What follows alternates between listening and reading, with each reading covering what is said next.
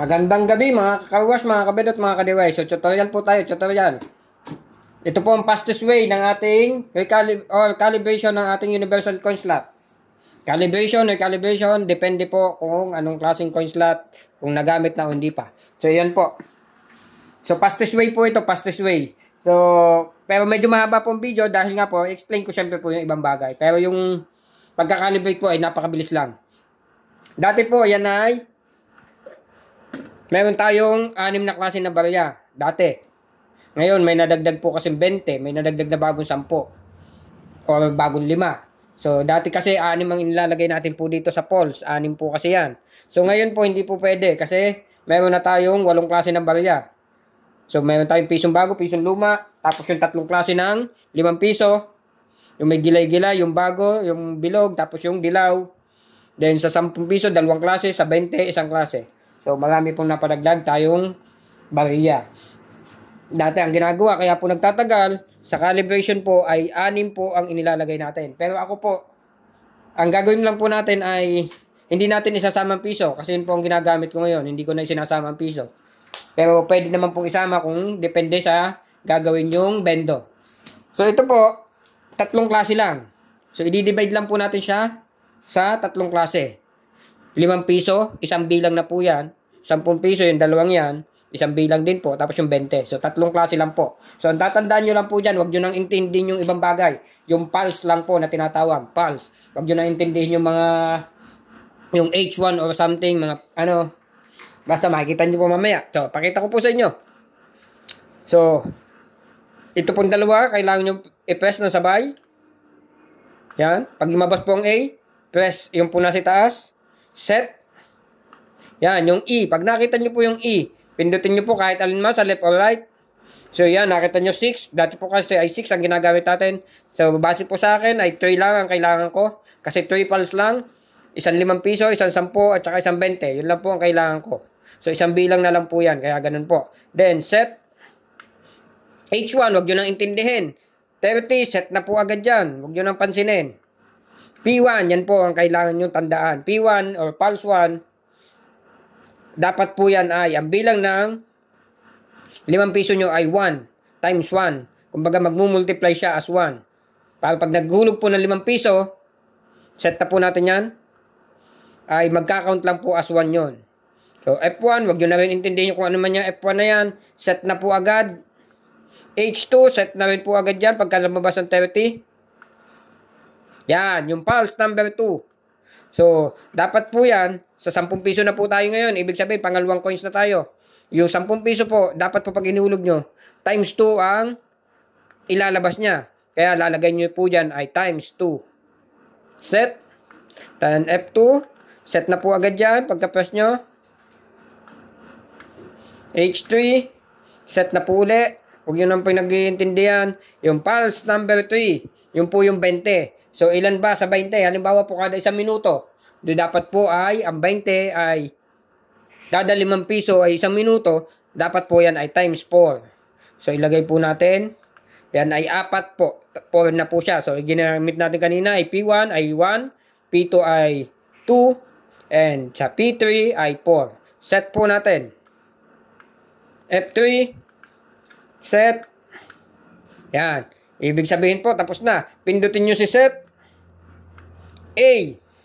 Another set. A1. Diyan na po kayo mag-uumpisa maghulog. Ngayon po, kaya po sinabi kong 1 bilang na lang siya.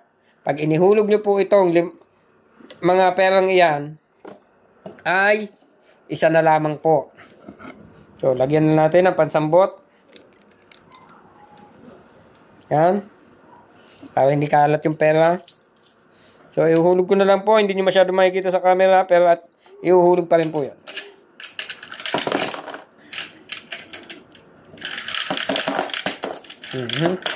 So, ang ginawa ko po, 10 pisong dilaw. 10 piraso, I mean. Tapos, ang puting bilog. 10 piraso din. Kaya yun po, nakaprepare dyan na pera. 3 klase, sa 5 piso. And, itong gilay-gilay po. 10 piraso din. Kaya po yung kanina, yung H1 ay 30. Hindi ko na po binago yun. 30 piraso pong coins ang ibig sabihin noon. Yun, naka 30 na po. Lalabas na po tayo dito sa A2. O kung R2 man yan. So, yung pong una, yung 10 pisong luma. 15 po ito. Dinivide ko po yung coins. Sa kung ilan sila. Kasi 30 peraso. Ginawa ko tig 15 po sila. Yan, 15. Dugsong nyo po itong bagong 10 piso.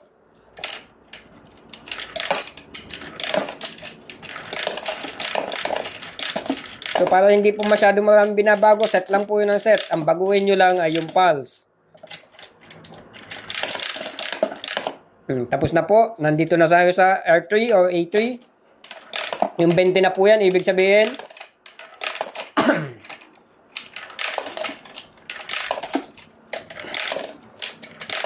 hindi mabagay maghulog ang aking kamay.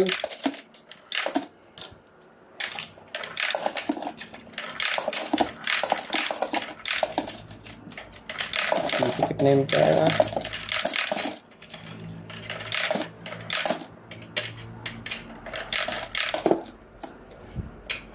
Hmm, 30 peraso po na, 20 yon. Pag natapos po yan, tapos na. Ganun po kadali. So, yung iba, pinapatay pa para daw mag-save. Hindi na po kailangan yon. So, subukan po natin. Nakadirect na po yan. Nakakabit na po agad sa timer. Para hindi na tayo magkakabit pa kung kailan nagawa na. Yung iba, pinapatay daw po o kaya hugutin mo. Hindi na po kailangan yon. So, hulugan natin ng 20. Kung yan po ay nakaset, hindi ko alam kung anong nakaset dito, pero malalaman po natin. Subukan muna natin sa 5 piso para hindi tayo malito. Kasi yung timer na yun ata hindi ko pa nagalaw. O kung nagalaw ko man. So, subukan po natin. 5 piso. Sa 1 minute na po pala nakaset sa kanya. Tapos hindi ko siya nilagyan ng start para diretso agad. So, kung nagulog pa tayo ng 20, maladagdagan po yan ng 4 na minuto. So, yun po. So, wala na po yung start to start. Dire-diretso na. Ngayon po, kung ang pagkakalibrate nyo, gusto nyo, samahan nyo ng piso. Count as 1 na rin po yung piso. Yung dalawang klaseng piso na yan. So, ilalagay nyo po kanina sa halip na 3 ay 4. Then, maghahanda kayo ng tig 15 pieces na piso. Yung dalawang klase na po yun. Then, H pulse po. So, sa halip po, mababago lang po sa pulse. Siyempre po, kanina, inilagay ko ay 4. Doon sa 20. Magiging 20 na po ilalagay nyo kung ilalagay nyo ang piso. Ngayon, sa 10, ang ilalagay nyo ng pulse ay 10 din. Yun po yung kaibahan. Yun naman po yung pangkaraniwang nakaset na pag bumili kayo. Kaya hindi nyo na yung babaguhin. So, ito lang po doon sa may mga gustong baguhin. So, yun lang po. Fastest way na po yun. Kaya lang po maba ating video. Siyempre nga po, ini-explain ko po sa inyo para maliwanag lang po. So, dun po sa mga nag-request, ayan na po. Nandyan na po ang inyong calibration. So, salamat po. Please like, subscribe, and click the bell. Thank you.